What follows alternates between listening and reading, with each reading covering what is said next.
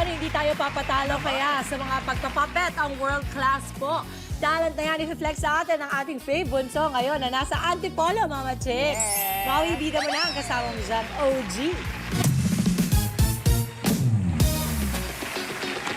Mama Dims, good morning and happy Friday! All the way po dito sa Barangay San Luis, sa ating Mama City! Ayan, kasama natin ang mga staff ng Barangay San Luis and Mama Chiki, nandito tayo sa inyong baluarte, kaya extra special for this morning. Ang galing mo, kapatid, ano? At for today, ang ating atake ay magpapakitang gilas ang ating mga talentadong kapatid. At ang makakasama natin ngayong umaga ay si Sir Juan Lularia! Good morning. As you can see po, mga kapatid, si Sir Juan Lu po ay puppeteer or ventriloquist kung tinatawag natin, ano? At syempre, si Sir Juan Lu, suki na natin to sa studio! So, first time, on location tayo, sir. Makakasama natin kayo ngayong umaga. Ako, may patravel lang ako sa inyo, mga kapatid. Si Sir Juan Lu po ay Hall of Famer ng Season 1 ng Talentadong Pinoy. Experience yun, no? Okay lang, masayang-masaya. Pero bata ka pa noon. Bata pa ako. Ang tagal na noon. 17 years ago, pero wow. special yan. Kasi malaki ang naitulong sa amin. Of course. And ito pa rin, of course, you're still doing what you do best. Kaya, Sir Juan Lu, pasapol naman ng inyong papapinir ngayong umaga. Ready na tayo? Sige, ready na.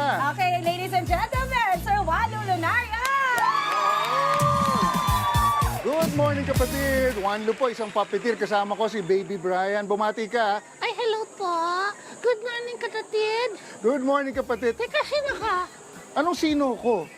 Ikaw na tatay ko. Hindi ako tatay mo. Nanay. Hindi rin. Tignan mo kasi yung tsura ko. Ayan, no? Ah, lolo. Hindi rin lolo. Lola. Hindi. Alam mo, bibigyan kita ng clue. Ako nagpapagalaw sa'yo. Ako nagbibigay ng boses mo. Ako nag-aalaga sa'yo. Ah, Yaya. Hello, Yaya.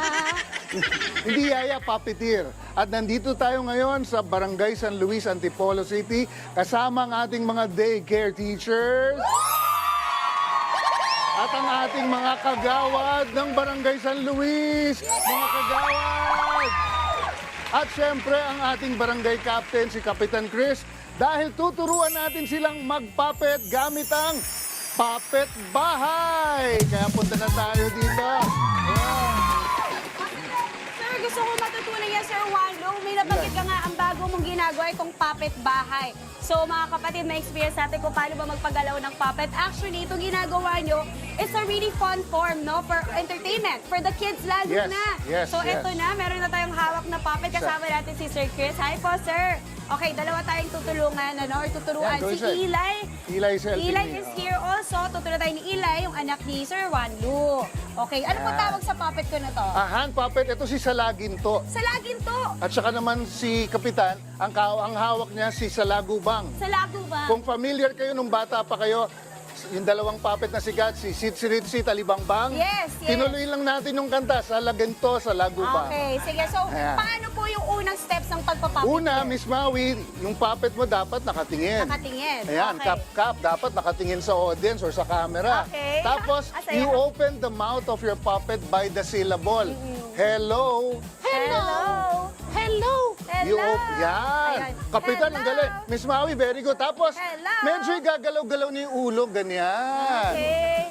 At ang kagandahan nito sa puppet bahay po, of course, when you go down, sit down on the chair, puppet lang ang ilalabas nyo. This is how they do it in Batibot and puppet theater. Ganyan. Okay, so lagi mo lang igagalaw kasabay yung syllable yung kamay. Yes. Yung pagbuka. Oo. Okay, sir, alam mo, patikim pa lang yan. I'm so excited. Nabanggit nyo, meron nga kayong bagong ino-offer. Tinatawag natin puppet bahay. Sa mga gustong matuto kung paano gumawa nito or gusto ma-experience, paano po?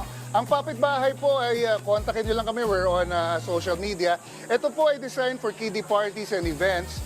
Miss Maui, this will enhance the interest of children sa sining ng pagpapapet. Gusto natin maging interesado sila, discover their hidden talents as puppeteer.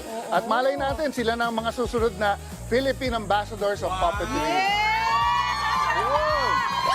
Maganda doon kasi yung creativity niya, mas enhance yung imagination. Kailangan nyo na matutunan yung paano yung gawin yung boses na nakatago. Oo, Diba? oo. Sir Wando, thank you so much. Thank you very Eli. much. Thank you Thank you. very much. Eli, ito ka. Thank you so much. Ayan po Kapitan na Chris, mga thank you. kapatid mula dito sa Barangay San Luis sa Antipolo City. Saan man tayo makarating, lahat may talentong angkin. Kaya sabay-sabay nating isigaw.